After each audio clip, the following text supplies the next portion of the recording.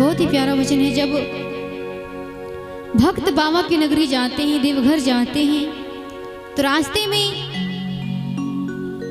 गांजा धतूरा भांग खाते हुए पीते हुए जाते हैं और भोले की भक्ति में झूमते हुए नाचते हुए बाबा के दरबार पहुंचते हैं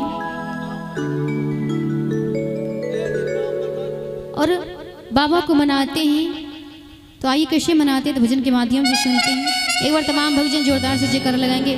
प्रेम से बोलिए बाबा भूतनाथ की, देवघर वाले बाबा की, हर हर महादेव। तो आइए बहुत ही प्यारा भजन, इसी तरह से मस्ती के साथ झूमते हुए तमाम भक्तजन भजन का आनंद लेंगे।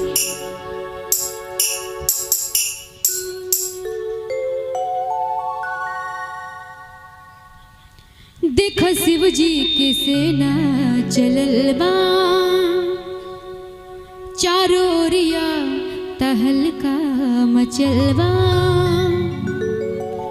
भक्ति के चढ़ल गजब रंग रे, गजब रंग रे, अरे मारी के चिलम के दाम दाम रे। भक्त गांजा पीते हुए बाबा भोलेनाथ का गुणगान भी करते हैं, इसलिए भक्त कहते हैं अरे मारे के चिलम के दम दम रे, मारे के चिलम के दम दम रे, भोले कवरिया बम बम रे, हाय मारे के चिलम के दम दम रे, भोले कवरिया बम बम रे। देखो शिव जी के सेना चलल बा, चारों ओरिया कहलका मचल बा, देखो शिव जी के सेना चलल बा, चारों ओरिया कहलका मचल बा, भक्ति के चढ़ल गजब रंग रे, गजब रंग रे, गजब रंग रे।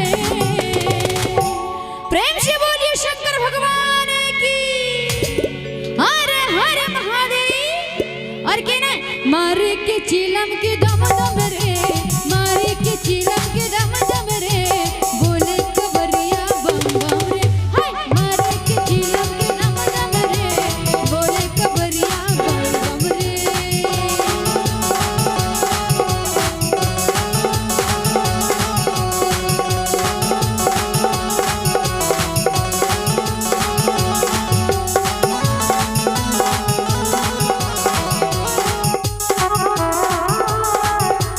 जय हो।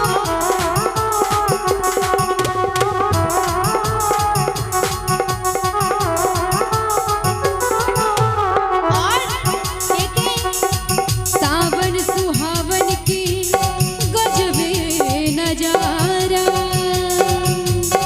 हर हर महादेव की गुंज जयकारा हो, गुंज जयकारा हो, गुंज जयकारा। और बरसे बदरिया झम झम रे, अरे झम झम रे, अरे झम झम रे। शिव जी की डमरू बाजी डम डम रे, बोल कवरिया बोल बम, दोनों हाथ उठाते हुए और कहना शिव जी के डमरू बाजे डम डम रे, शिव जी के डमरू बाजे डम डम रे, बोले कवरिया बम बम रे, हाय शिव जी के डमरू बाजे डम डम रे, बोले कवरिया बम बम रे।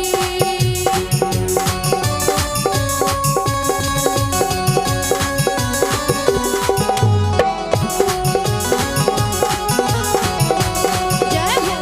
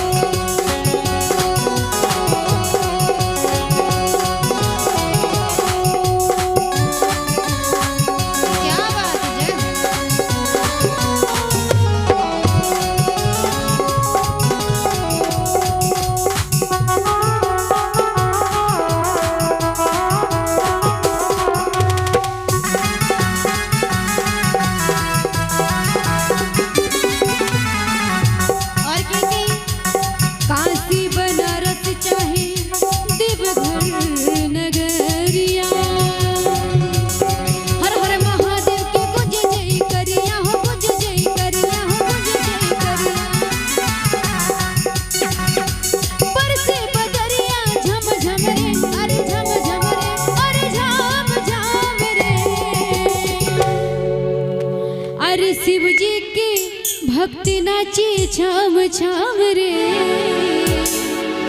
अरे शिव जी की भक्ति नाचे छम छम रे, शिव जी की भक्ति नाचे छम छम रे, बोले कबरिया बम बम रे। शिव जी की भक्ति नाचे छम छम रे, बोले कबरिया बम बम रे। देखो शिव जी के सेना चलल बा, करोरिया तो हल्का मचल बा। देखो शिव जी के सेना चलल बा, करोरिया तो हल्का मचल बा। भक्ति की चढ़ल गजब रंग रे, गजब रंग रे, गजब रंग रे। अरे मारे के चिलम के दाम दाम रे, अरे मारे के चिलम